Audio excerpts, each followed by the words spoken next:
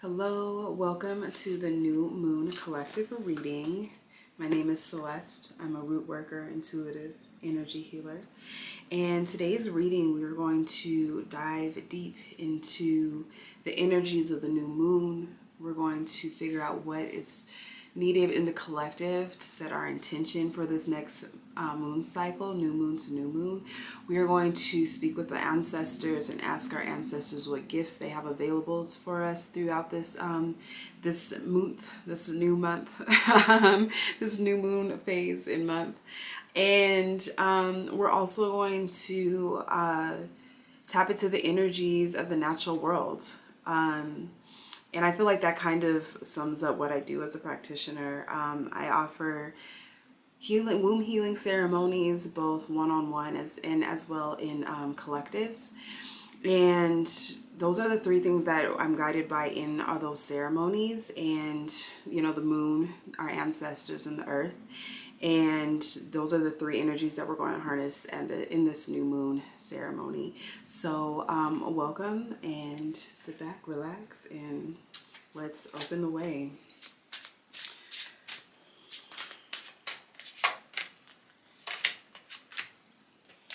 Alrighty, so the three cards that came up for us under the new moon. So let's talk about like setting our intentions for this new moon. And the card that came up for setting our intentions for the new moon is our King of Wands. And our King of Wands is all about leadership and stepping into our influence. So that is an intention that we could set for this new moon, is like, can we realize and tap into our raw creative potential is what I'm feeling for this. Like, there's a lot of us that have like a lot of untapped potential. Actually, everybody's got untapped potential, to be honest with you. Like, everybody has the potential to be anything and everything, you know. And we can simmer that down to like, you know, oh, everybody's got potential, but also everybody's got potential. You have potential. You have potential to be a leader and to show influence in your life. Whether whether you're influencing one or two people, or whether you're influencing like, you know, the large thousands of people, you know, at a time. You know, we have influence in our life, even if it's just influencing our own psyche, you know, our own like energy, like influencing our own energy and harnessing that power of our own energy and influencing it in a way to go towards our heart's deepest desire, to move towards our purpose, into our medicine.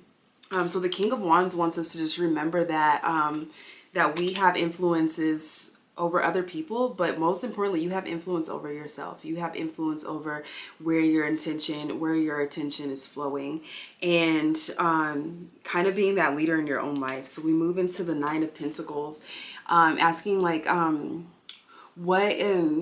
can we get in alignment with our intention of this, of being like the master of the leader of our own energies.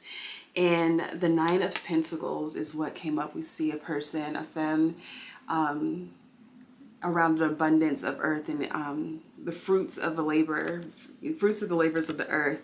And the Nine of Pentacles wants us to trust ourselves more. Our energy can begin to scatter when we don't trust our center and we don't bring it in. You know, take control of yourself, take control of your life, take control of your self-empowerment. You have the resources and opportunities, and it's just really time for you to reclaim that for yourself. Take control of that. Take control of what you have.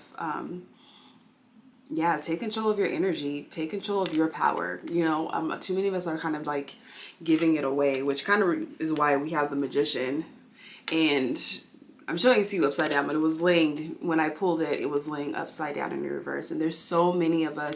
The Magician is just that. It is pure potential, pure essence that we can tap into. But when it's in reverse, it's because we're giving that away. Like, we're easily giving it away, whether it's just watching too much of media, consuming too much of what's going on out in the world. It's not to say that you're ignoring it or like pretending it's not there, but when you're giving so much of it, too many of us are giving so much of it away that we don't have enough of it to harness and bring back into ourselves, and we start to feel powerless because we're freely giving it away. But yeah, the Nine of Pentacles is just saying, be resourceful of your energy and reclaim that energy, because it's all within you. The Magician wants to remind you that it's all within you. So you have the final say, you have the final piece to create what it is that you want. It's always going to be something else going on. There's always going to be another tragedy. There's always going to be, you know, a better time, what might feel like a better time to like step into who we are. But the time is now, really. Right where your feet are in this moment is where you can start to tap into those energies. So let's move into what our ancestors have to, the gifts that our ancestors have for us during this time. Oops. All right, so the ancestors, the oracle, oh, sorry, and this oracle card is the Secrets of the Ancestors Oracle deck.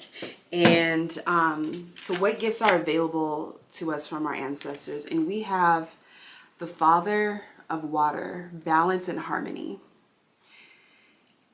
And there's a balance that they're speaking of, is the balance between our head, our heart, and our spirit. We live in a patriarchal society that has completely tainted our idea of what divine masculinity is and what it looks like. We have completely destroyed that image. Like, that image has been destroyed through the media, through our government, and the people that are quote unquote in power. Yeah, but but our ancestors are reminding us that there is a gift in masculinity.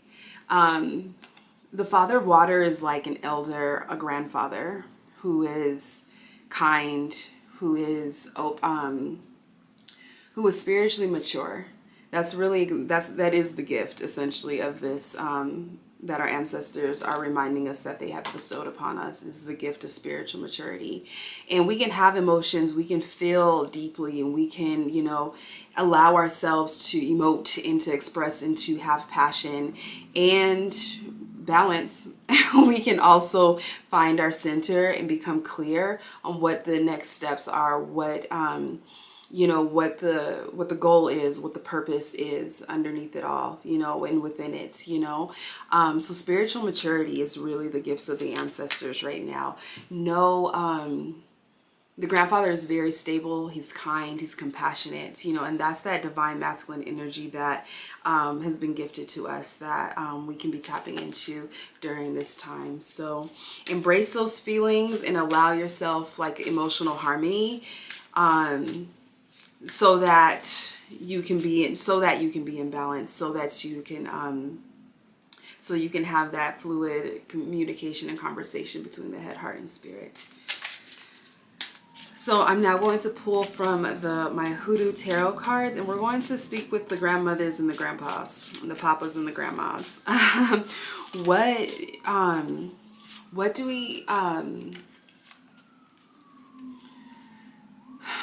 What do the ancestors, what gifts does our grandmothers have to allow us to open up spiritually to our gifts? And grandfathers, you know, that divine masculine energy is that bringer and that bridger. What is it that we can use that brings our spiritual gifts and our spiritual understanding to the physical realm? All right, wonderful. So the grandmothers open the door. The grandmothers open the door to the spirit world and to our spiritual gifts. And the card that we have for the grandmothers is Mother of Coins.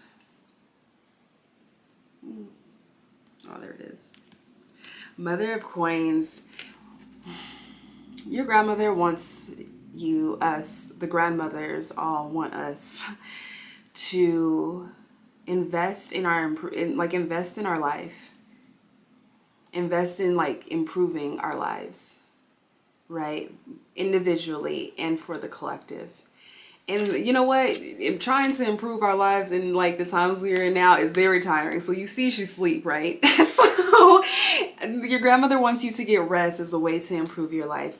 She's laying in the bed and she's surrounded by her animals and her pets and her, you know, you can see them as like physical actual pets. You can see them as manifestations of like spirit guides of the natural world. But she knows that she is cared for and that she can care for others when she is rested and when she is taking care of herself as well. There's like a self-care is this way, it's a two-way symbiotic relationship between taking care of ourselves and taking care of our communities and the earth and the people that we share this earth with.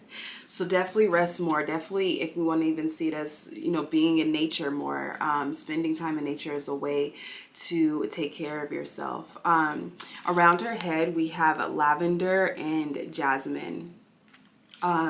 So during this next month might be a good time to, you know, sit with those medicines, sit with those medicines, sit with those herbal allies, whether it's drinking it as a tea, essential oils, and just asking those oils to help you envision a life of like improving your life in a way that is practical and resourceful for you. Because social media and capitalism is going to tell you to keep buying things like, oh, once you buy this, then you'll be happy. Once you have this, then you'll be happy. No, yeah, so think of have the medicine show you ways to improve your life in ways that's practical and resourceful for you, and that's not tied to, you know, capitalistic gain or capitalistic material wants and needs. You know, taking care, improving your life could be going out for a walk for 30 minutes in nature, you know, going to the park with, you know, that's our small, practical, resourceful ways that you can be improving your life. Because, yeah, everything that we're going through right now ain't nothing new underneath the sun, and everything we're going through, your ancestors have experienced, right? And they see for you a life where, yes, the things are constantly happening, and you can find rest. You can still improve your life. You can still have a nervous system that is balanced, and you can still be in harmony with head, mind, and spirit, you know. So how can you improve your life so that you are in balance with your head, mind, and spirit, you know? And then the grandfathers, the card that was pulled is the Son of Coins.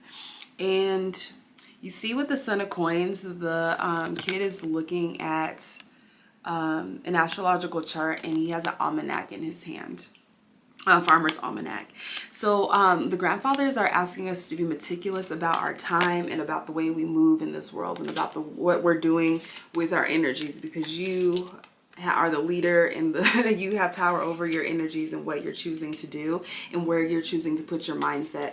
So the grandfathers are asking you to be very meticulous about the way you move, plan, and be meticulous about your thought process.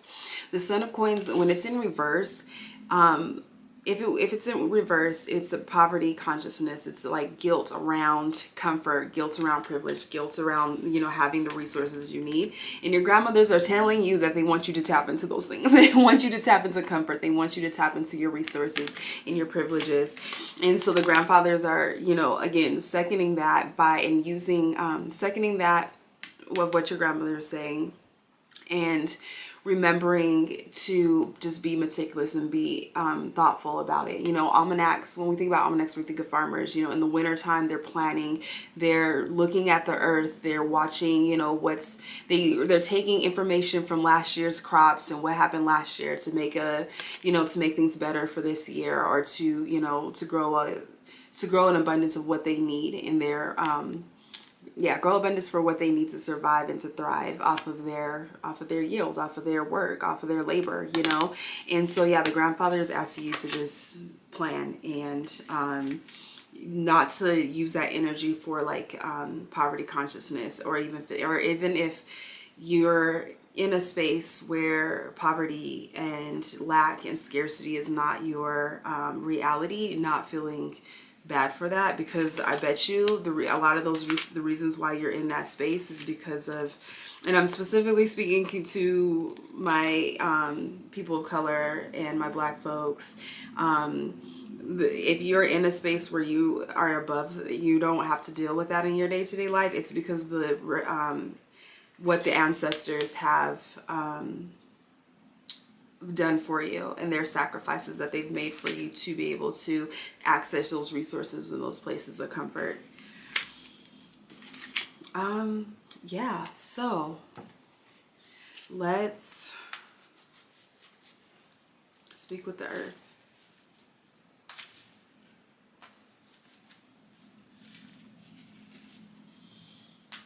So with, I'm going to use the Motherpeace cards. I am facing eastish. So yeah, we'll start in the east.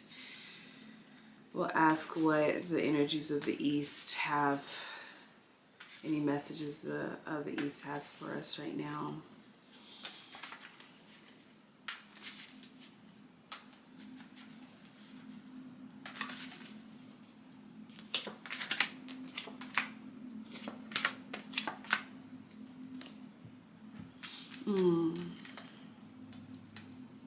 Alrighty, we have our Six of Swords.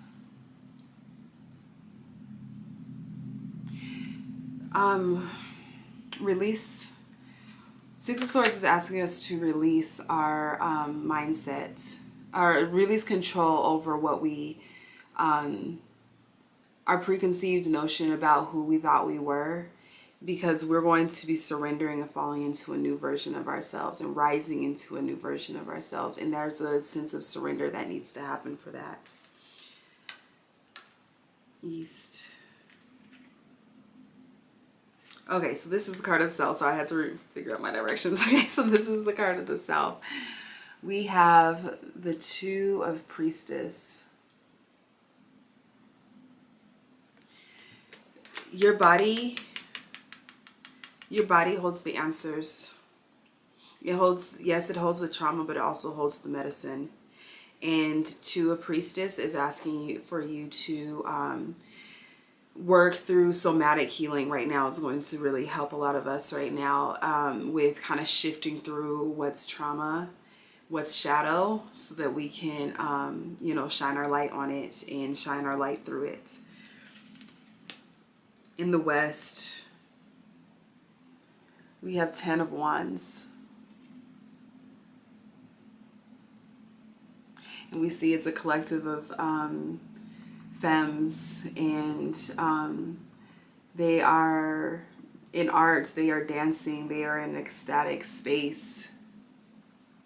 In this time of grief, if you're in a time of grief, if you're in a time of mourning, if you're in a time of ending, create the ceremony, create ceremony around that allows for you to celebrate in the grief, that allows you to celebrate what is being taken away, but also what is coming to an end. It's okay to, as things come to an end, it's okay to celebrate that, and to I guess I kind of feel like this kind of goes in with the somatic healing aspect of it, but there's going to be like a creative burst of energy that's going to come through as things are falling away, and lean into that a little bit more. We then have the Shaman of Disc for the North.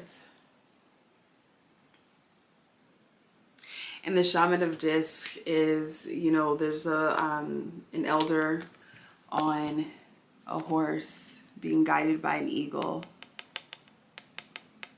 So your spirit, this the North, your spirit guides, the universe, your spiritual team is on you strong right now.